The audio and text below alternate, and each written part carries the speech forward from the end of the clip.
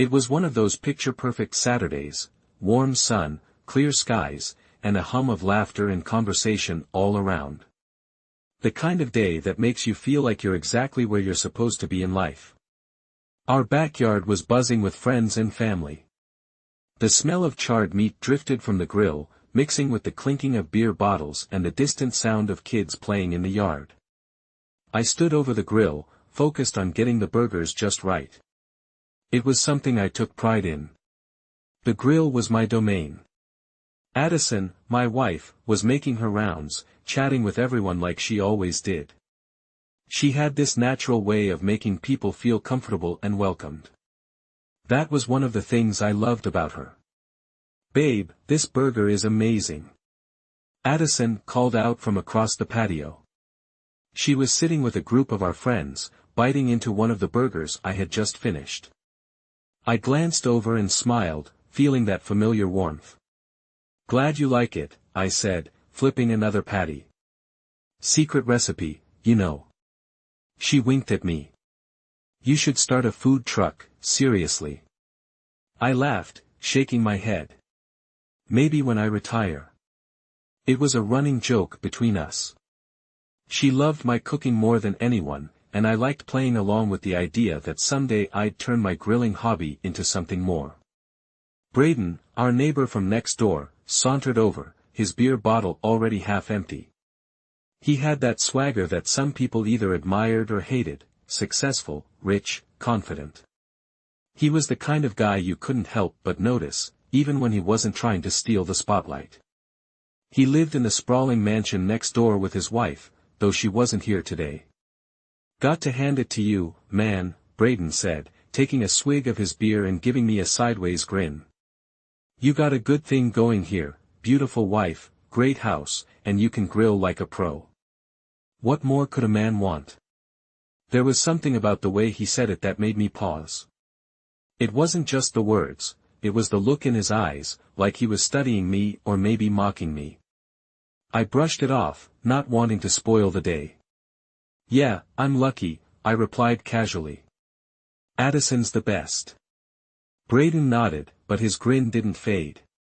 "Yeah, she sure is something." He looked past me toward where Addison was chatting with some of the other women, her laugh carrying over the din of the party. I turned back to the grill, letting the sizzle of the meat fill the silence. Braden had always been a little too smooth for my liking, but we'd been neighbors for years. He'd never given me any real reason to distrust him, and yet today, something about the way he was talking grated at me. Addison came over to grab another burger, brushing her hair behind her ear as she smiled at Braden. "Enjoying yourself?" she asked him, her voice light. Braden smiled back, his eyes lingering on her a little too long. "Always a pleasure when you two are hosting," he said, the corners of his mouth curling up. I handed her the burger, trying to ignore the knot forming in my stomach. "There you go, babe. Fresh off the grill." "Thanks, babe," she said, giving me a quick peck on the cheek before turning back to Braden. "You guys should come over more often. It's always fun when you're here." "Oh, I'm sure I can make that happen," Braden said, raising his beer in a mock toast. I didn't think much of it at the time. Why would I? Braden had always been a little flirty, but that was just his personality. Still, there was something in the air that day, something I couldn't quite put my finger on. It was the way Addison looked at him, the way he smirked like there was a joke I wasn't in on. I pushed it out of my mind. We were having a good time, and I didn't want to ruin it by overthinking. The afternoon stretched on, and the party hit that comfortable lull where everyone was full, a little tipsy, and starting to relax. People were scattered around the yard, lounging in chairs or standing in small groups, chatting away. Addison was still playing the perfect hostess, making sure everyone had drinks, talking and laughing like she always did. I couldn't pinpoint exactly when it started, but I caught her more than once exchanging glances with Braden. At first, it was easy to brush off. We were all friends, and it wasn't unusual for Addison to be friendly. But something about the way their eyes met was different today, quick, sharp glances as if they were communicating something unsaid. Still, I told myself I was overthinking it. She was probably just tired after a long day of entertaining. Braden, lounging near the cooler with a beer in hand, seemed relaxed, maybe a little too relaxed. His jokes were getting louder, more obnoxious as he got drunker. He had this smirk on his face every time Addison was nearby, a smirk that rubbed me the wrong way. But I didn't want to make a scene, not here, not now. "Babe, I'm going to help clean the dishes," Addison suddenly said, interrupting my thoughts. Her voice was bright, too bright. She was trying too hard to sound normal. I glanced at her, half distracted. "Yeah, I'll join you in a bit," I replied, turning back to the grill. But something wasn't right. She wasn't heading toward the kitchen. Instead, she veered off toward the hallway that led to the guest bedroom. My grip on the spatula tightened. Why the guest bedroom? The dishes were in the kitchen, clear as day. I watched her disappear down the hall, my stomach knotting up. I tried to reason with myself. Maybe she was just grabbing something. Maybe she needed a moment alone.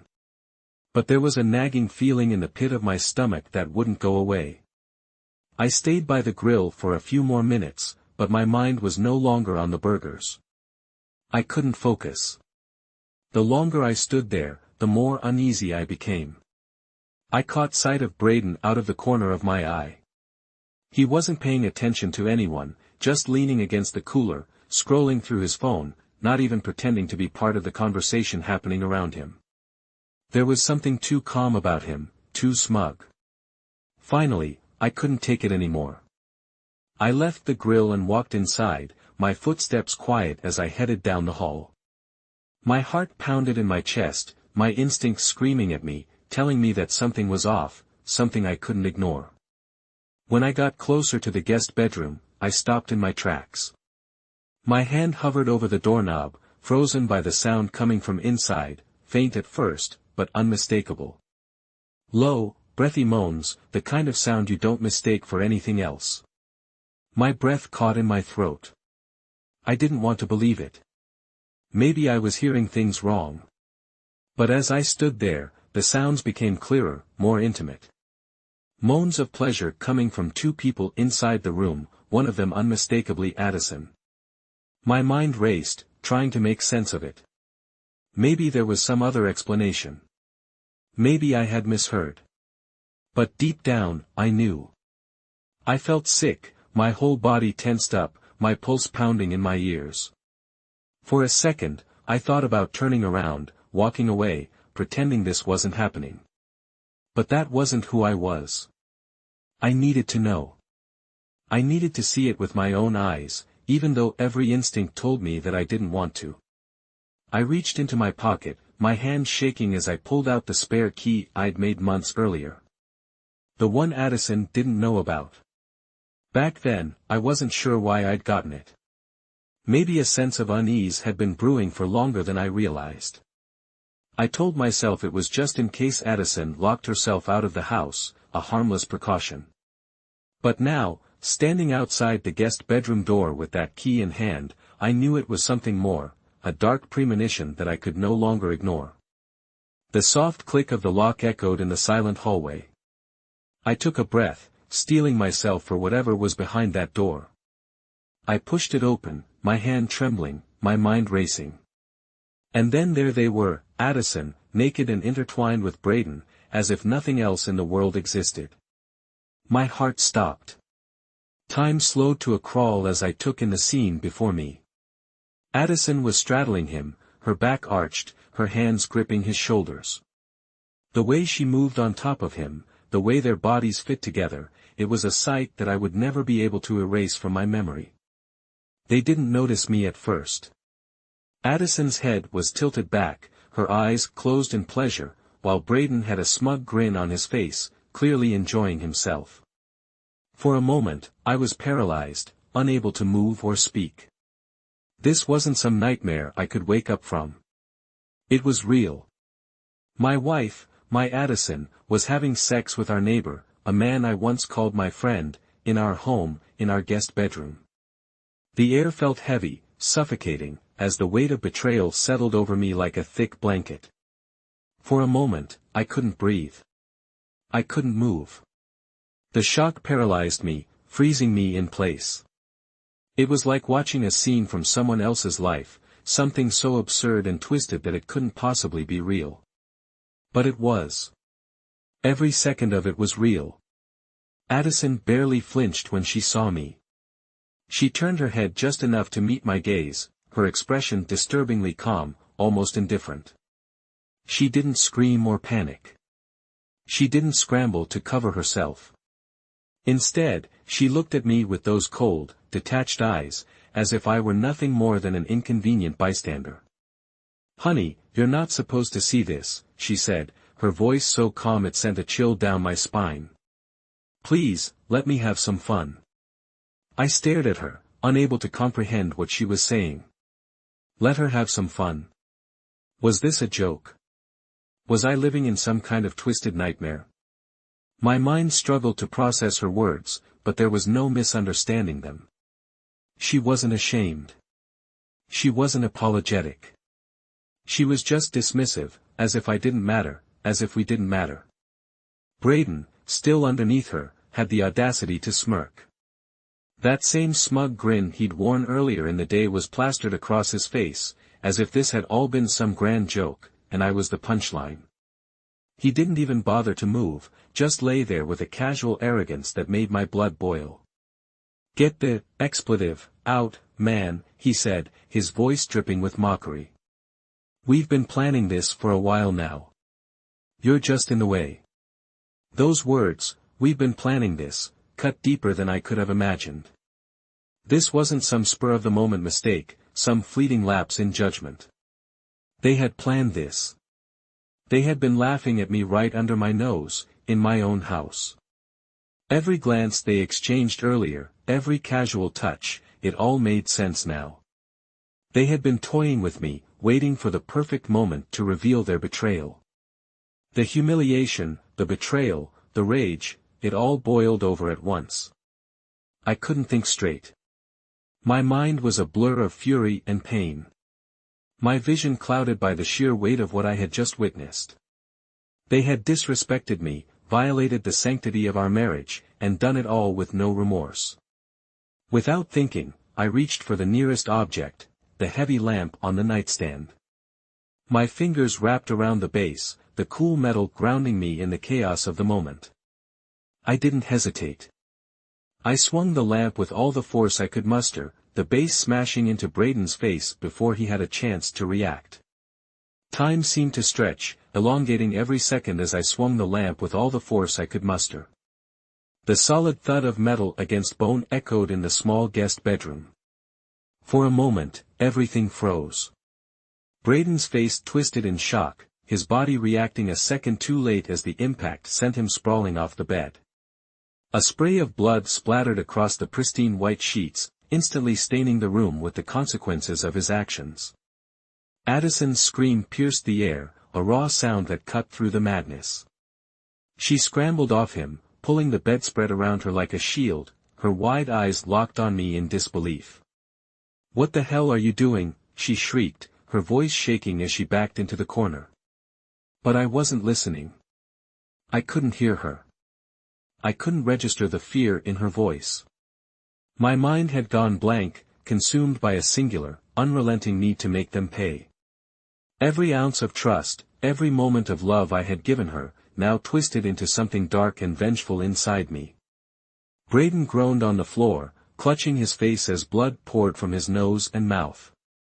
His bravado from earlier was gone, replaced by a look of stunned fear. He spat blood onto the floor, trying to rise but faltering, his movements clumsy and weak. "You psycho," he sputtered, his voice garbled by the damage to his nose. His eyes darted toward the door, his mind clearly racing for an escape plan. But there was nowhere to run. I took a step closer, looming over him, the lamp still clutched in my hand. "This is what you wanted, right?" I hissed, my voice low and menacing. "You wanted to see what happens when you, expletive, with the wrong man. Braden tried to push himself up, but I kicked him in the ribs, hard. He collapsed back to the floor with a grunt, his body curling in on itself in pain. I felt a sick satisfaction watching him suffer. The man who had taken everything from me was now lying at my feet, powerless. Addison, realizing the severity of the situation, rushed toward the pile of clothes at the foot of the bed, her hands trembling as she tried to gather them. But I stepped in her way, blocking her path. "You're not going anywhere," I said coldly, my voice devoid of any emotion. She stopped, staring up at me with tear-filled eyes. "Please," she whispered, her voice breaking. "I'm sorry. I didn't mean what?" I snapped, cutting her off. "Didn't mean to get caught. Didn't mean to destroy our marriage. You think you can just walk out of here after what you've done?" Addison shook her head, her lip quivering as she tried to find the words. But nothing she could say would undo the damage she had chosen this. She had chosen to betray me, to side with him, and now she had to face the consequences. Braden, still moaning in pain on the floor, tried once more to rise. I turned to him, my grip tightening on the lamp, ready to strike again. "You thought you could just come into my home, sleep with my wife, and walk away without consequences?" I asked, my voice eerily calm now. Just let us go, man," he pleaded, coughing, his blood continuing to drip from his face. The arrogance he'd shown earlier had evaporated, replaced by a desperation that almost made me laugh. Almost. I leaned down, inches from his bloodied face. "No," I said simply. "You don't get to walk away from this. Not yet." I straightened up and turned back to Addison, who was now sobbing, her hands clutching the bedspread as if it could protect her. But there was no protection for her now. She had crossed the line, and there was no coming back. "How long?" I asked, my voice steady despite the rage still simmering inside me. "How long has this been going on?" Addison looked away, her tears streaming down her face as she avoided my gaze. "I don't know," she whispered. "A few months, maybe longer." "I'm so sorry." "Sorry doesn't cut it, Addison," I said, a bitter laugh escaping my throat. "Not for this." She sobbed harder, her whole body shaking as she collapsed onto the bed, burying her face in her hands. For a moment, I just stood there, watching her fall apart. But the anger inside me didn't wane. It wasn't enough. It would never be enough. I turned my attention back to Braden, who was trying once again to crawl toward the door. I grabbed him by the collar and hauled him to his feet, slamming him against the wall with a force that made the framed pictures rattle. "You think you're just going to crawl away like a rat?" I snarled. "You're going to answer for this." Braden's eyes were wide with fear, his hands fumbling to push me away. But he was weak, pathetic. I had all the power now, and I wasn't going to let him forget it. I slammed him against the wall again, harder this time, and he let out a pained gasp. "You're done here, Braden," I said, my voice low and threatening. "You're going to leave this house, and you're never coming back. But don't think for a second that this is over. You'll pay for what you've done. Both of you." With that, I released him, letting him slump to the floor. Addison was still sobbing behind me, curled up in a ball on the bed. I didn't care anymore. I had no sympathy left for her. No love. No trust. They had shattered everything, and now they would have to live with the consequences. Braden had barely made it out the door, clutching his bleeding face as he staggered into the night. He didn't say a word, just shot me one final terrified look before he disappeared into the darkness. But as soon as the front door clicked shut behind him, I turned back to Addison. She was still on the bed, knees pulled to her chest, clutching the blanket like a lifeline, her sobs having quieted, replaced by short, shaky breaths as she looked up at me, her face tear-streaked and desperate. "Please," she whispered again, her voice barely audible. "Please forgive me." "You made your choice, Addison," I said, my voice cold now. You have to live with it. I stood there for a long moment, staring at her, feeling nothing but a hollow emptiness where love used to be. How could she? All the years we spent together, building a life, a home, it all felt like a lie. Addison finally broke the silence. Please, she whispered again, her voice trembling. It was a mistake. I swear I didn't mean for it to happen. Bren, shut up, I snapped, my voice firm but not loud. Don't you dare try to blame him. You think this is just some mistake? You think you can cry your way out of this? She flinched at my words, her eyes wide and pleading. But I wasn't done. The rage inside me hadn't subsided. If anything, it had only grown stronger. You think I'm going to let you walk away from this? I said, stepping closer, my voice dangerously calm, the kind of calm that precedes a storm. You think you're going to come out of this without paying for what you did? Addison's breath hitched. She slid off the bed and dropped to her knees in front of me, her hands clasped together as if she was praying for forgiveness. Please, I'm sorry, she said, sobbing again, her words choked by the tears streaming down her face. I stared down at her, and for a brief second, I almost pitied her. Almost. But then the image of her with Braden flashed in my mind, her body tangled with his, the look of pleasure on her face as she betrayed everything we had. The pity vanished as quickly as it came. There's no coming back from this, Addison, I said coldly, shaking my head. You dug your own grave. Her sobs grew louder, her hands reaching out to grab my legs, but I stepped back out of her reach. Don't do this, she begged, her voice breaking. We can fix this. Please don't leave me. I didn't respond. I just turned and walked out of the room, her cries following me down the hallway. I had made my decision. This wasn't something that could be fixed. The days that followed were a blur of legal meetings and quiet, tense conversations with Addison. She clung to some hope that I might forgive her, that we could somehow move past this. But I had other plans. I wasn't interested in reconciliation. I was interested in justice. I hired the best divorce lawyer in the city, a ruthless, sharp-eyed woman named CLA who had a reputation for leaving no stone unturned in cases of infidelity. CLA was efficient, thorough, and most importantly, she had no tolerance for cheaters. She took one look at the evidence I had, the texts, the photos, the recorded conversations, and nodded. We're going to bury her, she said flatly. She won't walk away with a penny. You'll come out of this on top. That's exactly what I wanted to hear. Addison, on the other hand, was still living in denial. She thought the tears, the apologies, the promises to change would somehow sway me. Every night, she tried to talk to me, her voice soft, pleading. We can fix this, she would say, sitting beside me on the couch, her hand hesitantly reaching for mine. I made a mistake, but we can work through it.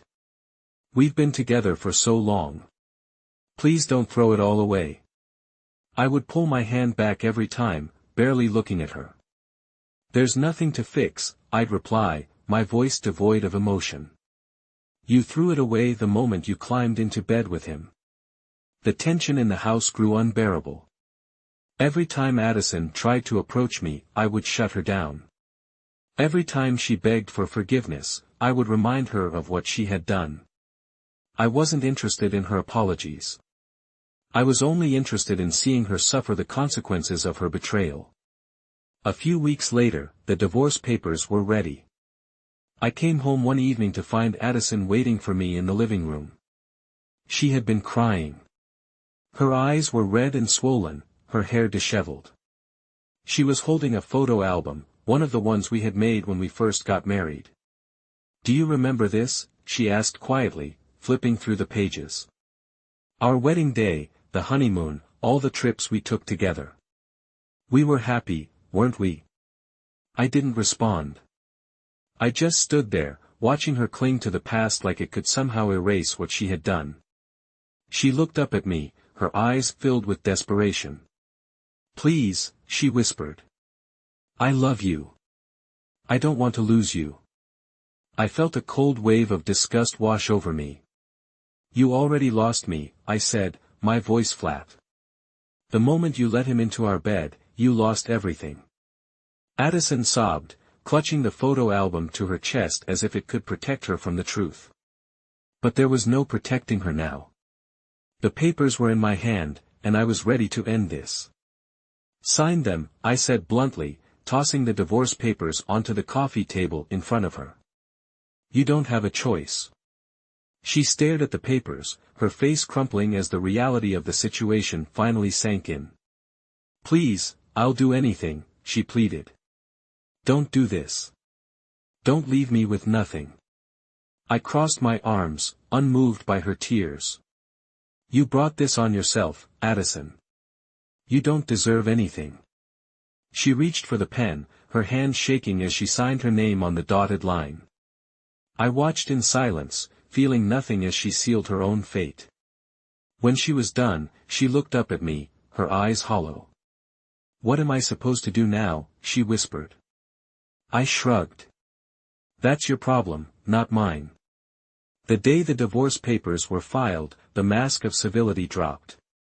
There was no more pretending, no more empty apologies. For Addison, she knew what was coming, and the fear in her eyes told me she understood how bad it was going to be. But I wasn't in the mood for pity. She'd made her choices, and now she would face the consequences. The proceedings were ruthless. Addison tried to put on a brave face in front of the judge, but each time she spoke, it was clear her confidence had been shattered. She started out pleading for leniency, trying to appeal to our history, our years together. But none of it mattered anymore. The evidence I had, pictures, texts, even recordings of her conversations with Braden, was too strong to ignore. Her lawyer attempted to spin a narrative suggesting that perhaps we could settle amicably, that Addison shouldn't be left with nothing. But my lawyer, Claire, was a force of nature. She countered every argument with cold, hard facts, laying bare the extent of Addison's betrayal. Addison's tears were frequent during the hearings. At one point, she broke down sobbing openly in front of the judge. Please, she cried, her voice barely audible. I made a mistake, but I don't deserve to lose everything. I don't even look at her. I had no sympathy left, no warmth in my heart for the woman who had torn apart our life for a few moments of thrill with another man. The judge wasn't swayed by her tears either. The facts were undeniable, infidelity proven beyond doubt. The verdict came down hard. Addison would get nothing, no alimony, no share of the house, no portion of our savings. She was leaving with what she came in with, just herself. After the ruling, Addison approached me outside the courtroom, her eyes swollen from crying. Please, she said, her voice trembling. You don't have to do this. We can find a way to fix things. I can't survive like this, not without anything. I stood there for a moment, looking at the woman I had once loved. Her desperation was palpable, her hands trembling as she reached out to touch me. But I pulled away, my voice cold and final. You already made your choice, Addison. Now you have to live with it. Braden's downfall wasn't far behind. His wife, Winter, was a sharp, intelligent woman, and she didn't take long to uncover the full extent of his affair with Addison. The moment she found out, she filed for divorce as well, and it was just as brutal as mine had been. The whispers in the neighborhood started almost immediately. Everyone knew what Braden had done, and his once untouchable reputation crumbled. The man who had once flaunted his wealth, his perfect life, was now seen as a pariah. The same people who used to praise him at neighborhood gatherings avoided him like the plague. His business connections started to dry up too. Word of his infidelity spread quickly, and soon enough, even those who didn't care about his personal life couldn't ignore the stench of his scandal.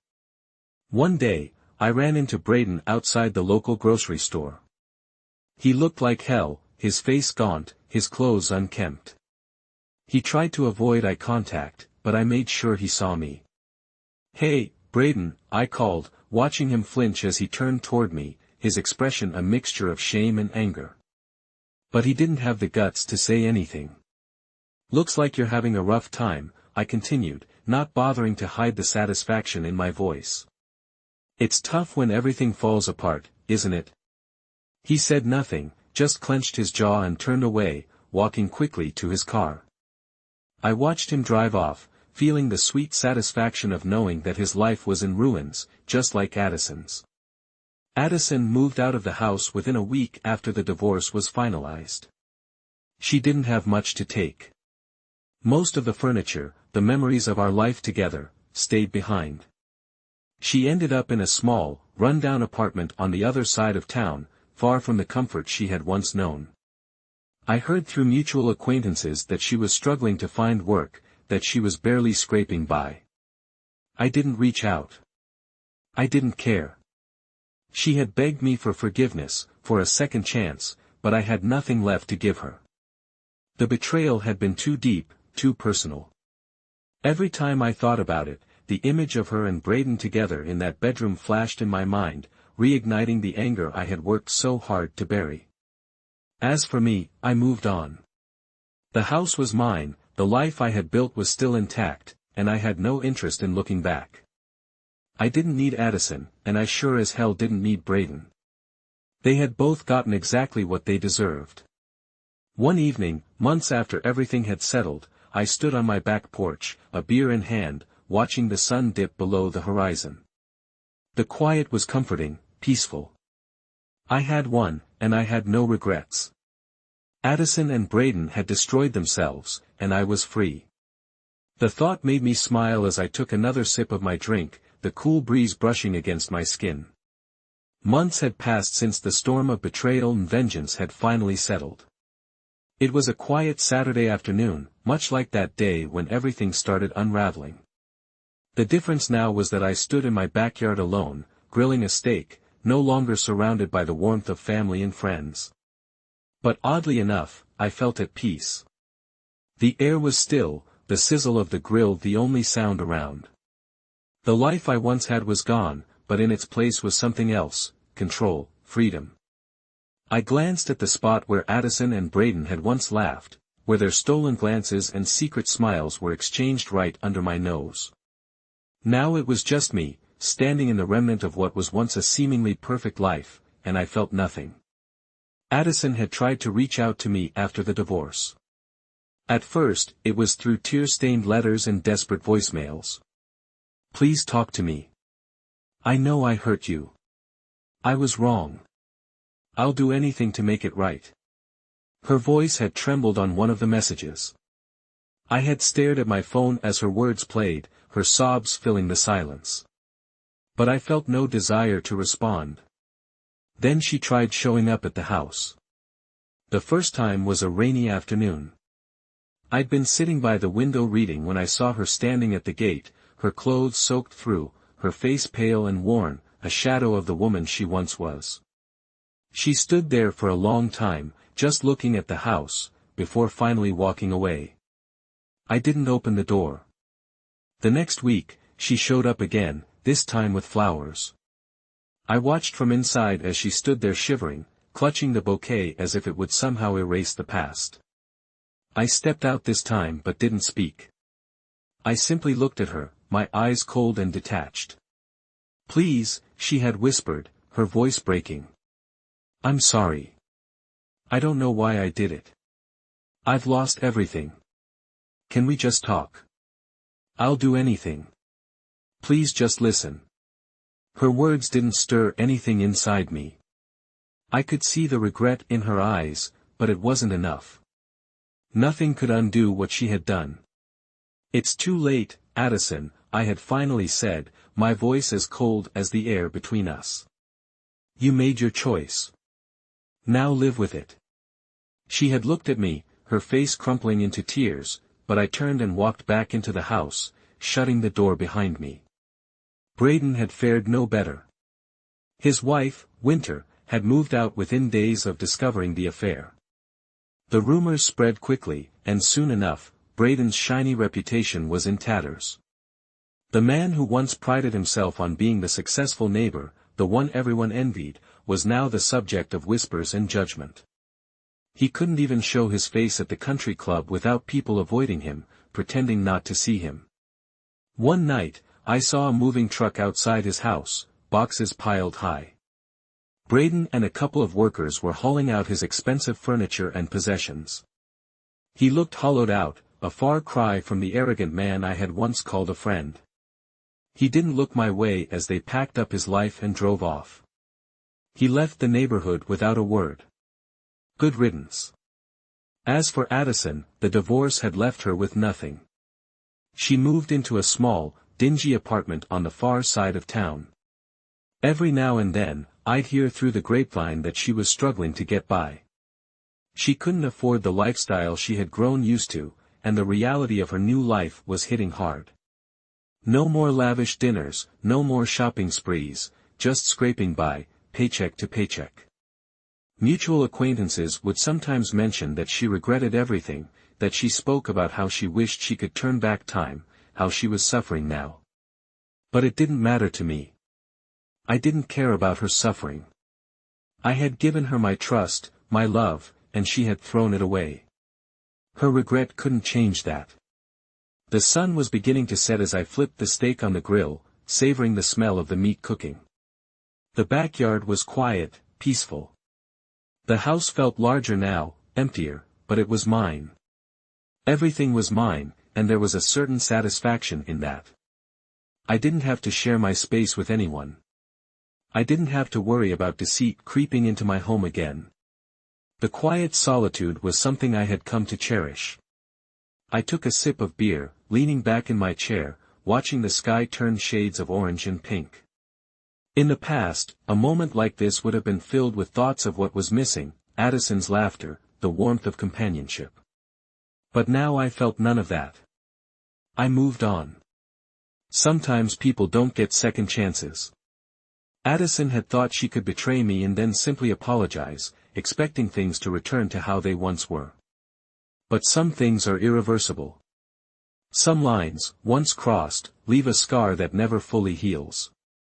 As I cut into the steak and took my first bite, I couldn't help but smile. Braden was gone. Addison was living her miserable life, and I had emerged from the wreckage unscathed. They thought they could break me, but they had underestimated me. The taste of freedom, of living without the weight of lies and deceit, was far sweeter than I could have imagined. In the end, they were the ones who suffered, and I was just fine.